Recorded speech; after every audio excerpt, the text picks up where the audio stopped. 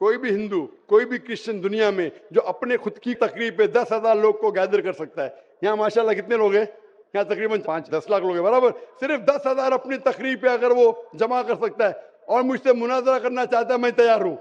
अस्सलामुअलैकुम वरहमतुल्लाह। मोहतरम नाज़रीन और सामीन, कैसे हैं आप? उम्मीद करता हूँ आप सब खैरियत से होंगे। नाज़रीन इकराम, आज हम वीडियो डॉक्टर ज़ाकिर नाइक साहब की देखने जा रहे हैं। उनसे एक हिंदू सवाल करता है कि मैं इंसानियत धर्म को मानता हूँ, तो आपकी तकारीर जो है डॉक्टर ज़ाकिर नाइक साहब को कहता है बड़ी अच्छी है, आपकी स्पीचेस बहुत जबरदस्त होती हैं, लेकिन ये जो आप कहते हैं कि दीन इस्लाम मेन है, ये सबका खुलासा है, सबका निचोड़ है, मैं इस बात को नहीं मानता। तो देखते हैं डॉक्टर ज़ाकिर नाइक साहब उसका क्या जवाब देते हैं। तो चलिए बगैर टाइम वेस्ट किए वीडियो देखना शुरू करते हैं। सबसे पहले तो मैं नाइक साहब को धन्यवाद देता हूं कि इस खुला अधिवेशन में तमाम लोगों की आप जवाब दे रहे हैं और अधिकतर गैर मुस्लिमों को लोगों को जवाब दे रहे हैं और संतुष्ट कर रहे हैं। मेरा जवाब यह है, मैं त्रिलोकचंद जैन, नगर परिषद उपाध्यक्ष किशनगंज।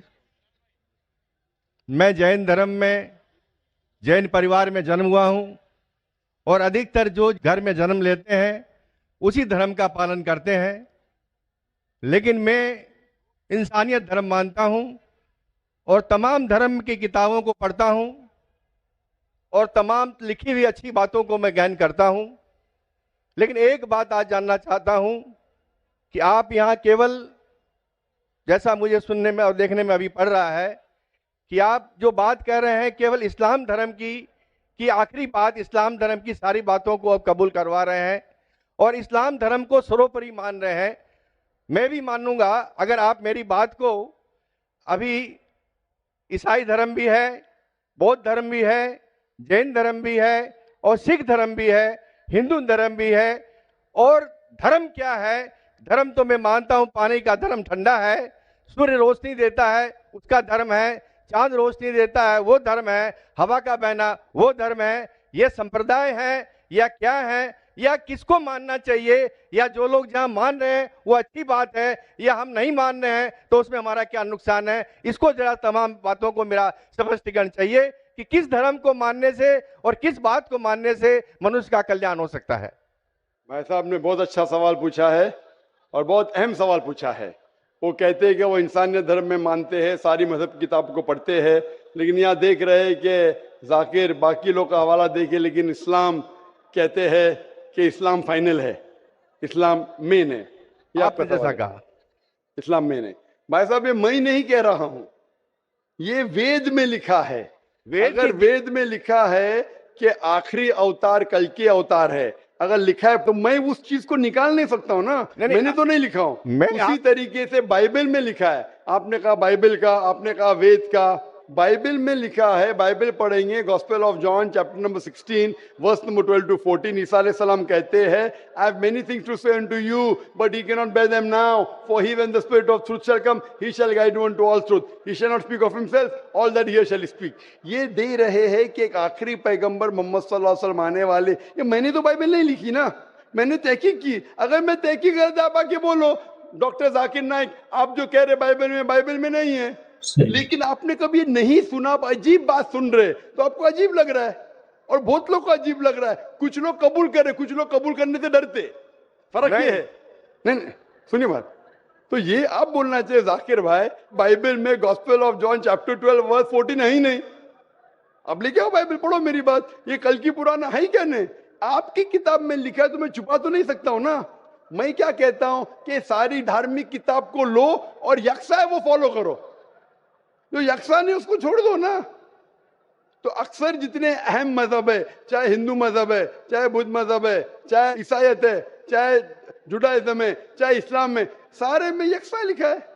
आप अगर पढ़ेंगे हिंदू मजहब की किताब, वेद पढ़ेंगे, बाइबल पढ़ेंगे, old testament, new testament, Judaism, Christianity, इस्लाम, ये चारों मेन मजहब को आप लेंगे, सब में लिखा है खुदा एक है, उसका कोई अक्स नहीं है, आखिरी पैगंबर मोहम्मद सल्लल्लाहु अलैहि वसल्लम है। तो मैं थोड़ी छुपा सकता हूँ। मुसलमान भी चौंक जाते, इस्लाम और हिंदुइज्म में यकसानियत हो ही नहीं सकती। कितने मुसलमान मेरे खिलाफ है। हिंदुइज्म और इस्लाम में यकसानियत हो ही नहीं सकती, लेकिन जब खुदा फरमाते ताला इला कलिमतिन सवाइम बैना बैनकुम, आओ हम उस बात की तरफ जो यकसा है। मैं भाई साहब जितनी लंबी तकरीर में दे सकता हूँ हिंदू और इस्लाम मजहब में यकसानियत, उससे लंबी तकरीर दे सकता हूँ डिफरेंसेस के ऊपर, इख्तिलाफ पे। लेकिन मेरा काम इख्तिलाफ ने, मेरा काम यकसानियत का है, क्योंकि मैं तालिब इल्म हूं।